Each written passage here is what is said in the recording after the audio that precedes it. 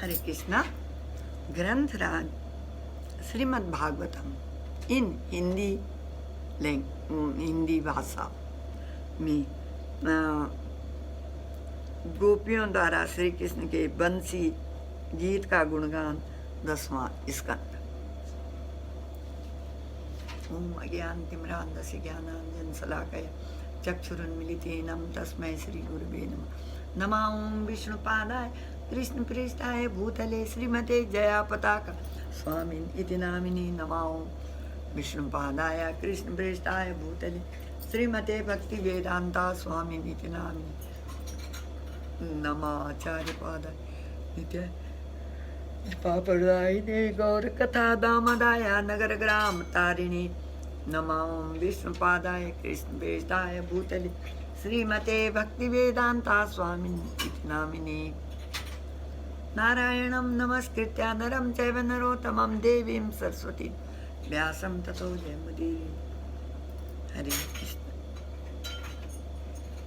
हे कृष्ण करुणा सिंधु दीनबन्धु जगत्पते गोपीश गोपिकान्त राधा कान्ता नमोस्तुते।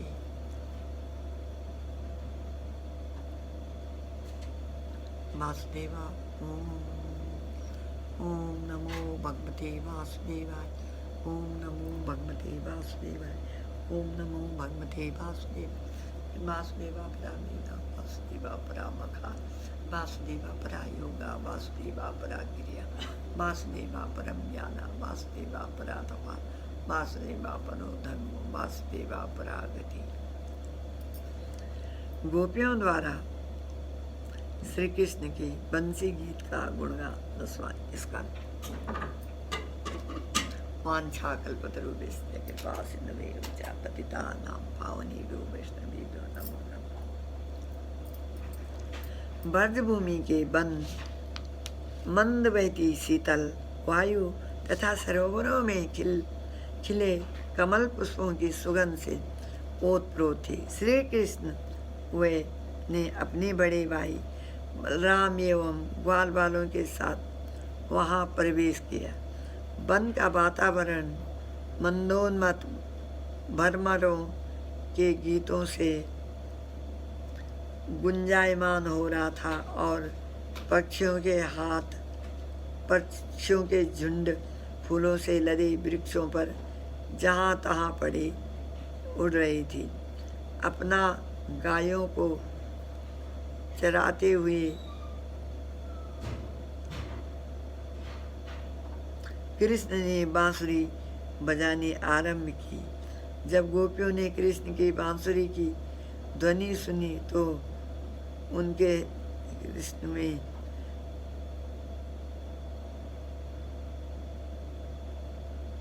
उनके चित्त में कामदेव अपना प्रभाव डालने लगा। कुछ गोपियां अपनी सखियों से कृष्ण का गुणगान करने लगी और कुछ कृष्ण की लीलाएं सुनाने लगी। परंतु कामदेव ने उनके मनों को इस प्रकार झकझोर दिया था कि वे अधिक समय तक अपनी कथा जारी नहीं रख पाई और इसलिए चुप हो गई। वन में प्रवेश करते समय श्री कृष्ण की छवि अत्यंत मनोहरी थी। सिर पर लगे मोरपंख, कानों पर सजे कर्णिका के नीले फूल सोने जैसे चमचमाते पीत वस्त्र और कंठ में सुंदर वैजंती माला से श्री कृष्ण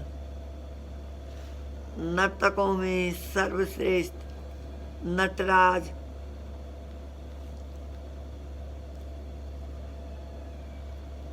दिख रहे थे। इतना ही नहीं, उन्होंने संपूर्ण वन को अपने चरण चिन्हों से सुशोभित कर दिया। एक ओर से अपनी बांसुरी को अपने अधरामृत से भरने लगे और दूसरी ओर उनके मित्र उनकी कीर्ति गाने लगे। जब गोपियों ने प्रत्येक प्राणी का मन मुनि वाली श्री कृष्ण की बांसुरी की ध्वनि सुनी तो वे एक दूसरे का आलिंगन करके इस प्रकार बोलने लगी, हे सखी, जो आराध्य जो हे सखी, जो आंखें नंद महाराज के पुत्र का दर्शन करती हैं, निश्चिंत ही वे अत्यंत सौभाग्यशाली हैं। वन में प्रवेश करते समय कृष्ण बलराम अपनी बांसुरियों को अपने ओंठों से लगाते हैं और हम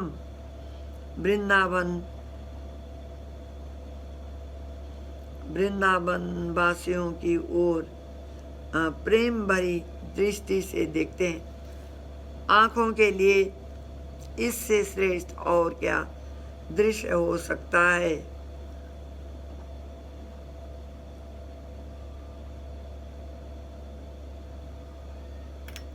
श्री विश्वनाथ चक्रवर्ती ठाकुर गोपियों के इन भावों को अपने शब्दों में लिखते हैं। एक गोपी ने कहा,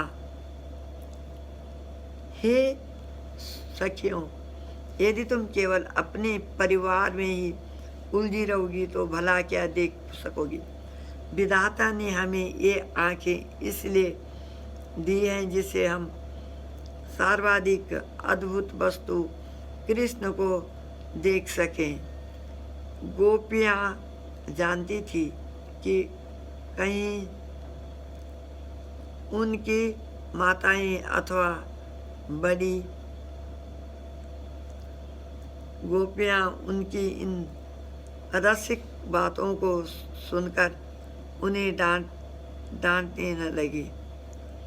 इसलिए उन्होंने आगे कह दिया, क्योंकि देखा जाए तो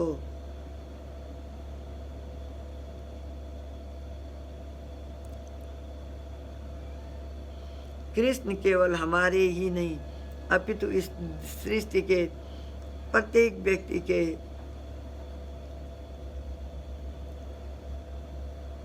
चरम लक्ष्य हैं। इस एवं आने वाले प्रत्येक पद के भिन्न भिन्न गोपी ने कहा। हरे कृष्ण।